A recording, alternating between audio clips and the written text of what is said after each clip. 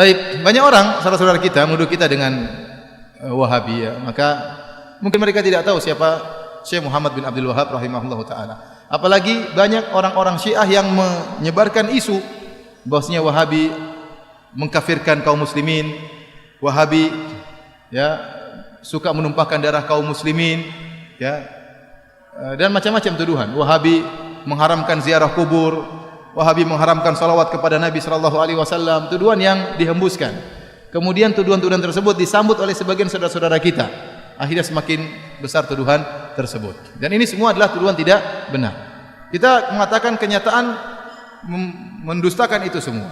Kita tahu Raja Wahabi, Raja Salman ya, di antaranya. Hafizahullah taala. Hari ini saya baru dapat kabar dia menyuruh seorang wartawan diberhentikan dari pekerjaannya dan koran dipermasalahkan, dikasuskan. Kenapa? Karena wartawan tersebut memuji dia berlebihan.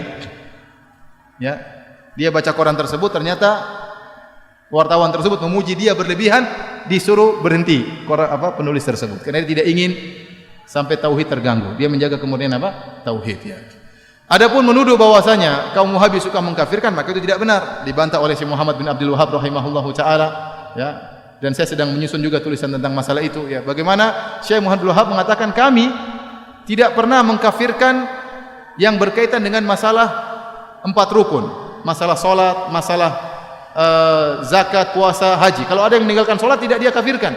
Karena ini masih masalah khilafiyah di kalangan para ulama. Yang kami kafirkan hanyalah yang berkaitan dengan syahadatain. Kalau orang terjerumus dalam kesyirikan. Itu pun beliau mengatakan kami menjelaskan tentang masalah ini syirik, ini kekufuran. Adapun memvonis itu masalah lain. Makanya beliau dalam pernyataan mengatakan bagaimana kami mengkafirkan orang-orang sementara ada orang yang beribadah di kuburan Ahmad Al-Badawi tidak kami kafirkan karena dia tidak tahu. Bagaimana kemudian kami dituduh mengkafirkan orang-orang? Apalagi kemudian dituduhkan suka menumpahkan darah kaum muslimin. Apakah ada jamaah haji yang pergi ke Arab Saudi ketakutan dibunuh oleh orang Arab Saudi? Bukankah Saudi itu sarangnya Wahabi? Semua penduduk Saudi rata-rata apa? Wahabi. Apakah ada jamaah haji yang ketakutan kalau ketemu orang Arab Saudi? Ya. Yang akan dirampas hartanya, akan dibunuh? Enggak ada, itu omong kosong.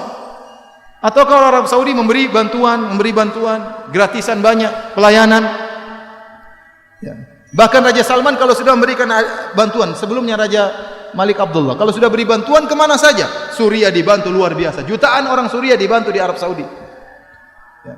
Kemudian bantuan terhadap Palestina, kumpulin duit langsung entah berapa triliun langsung dikirim ke Palestina.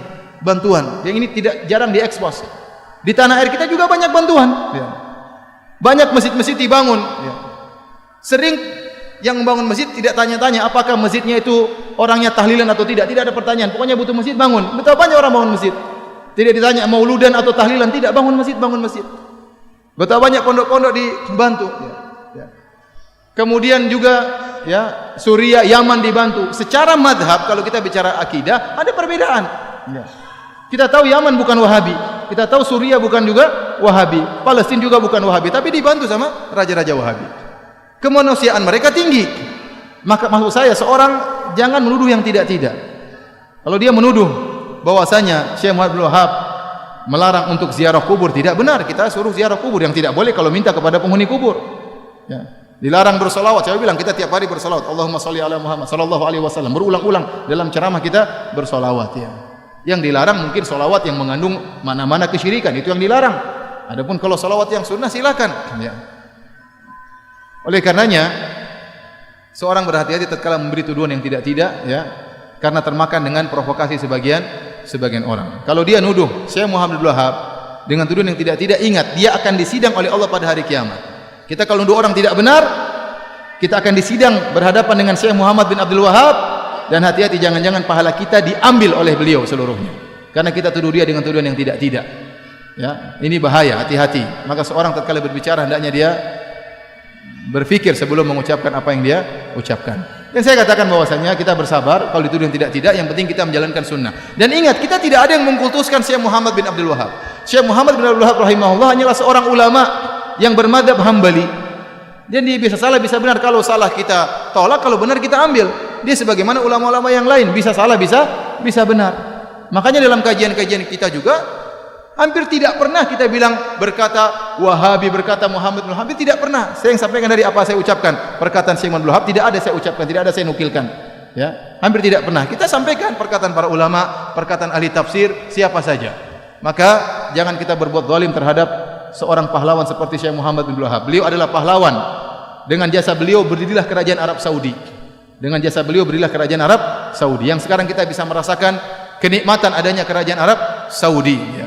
Adanya ketentraman, adanya keamanan, adanya ibadah yang tentram di sana. Bagaimana bantuan kerajaan Arab Saudi kepada negara-negara Islam, itu salah satu jasanya Syekh Muhammad bin Abdul Wahab rahimahullahu taala. Jadi saya sering sampaikan, Syekh Muhammad bin Wahab itu di Saudi seperti tuanku Imam Bonjol di tanah air kita, seperti Pangeran Diponegoro di tanah air kita. Maka mereka cinta kepada pahlawan mereka, wajar.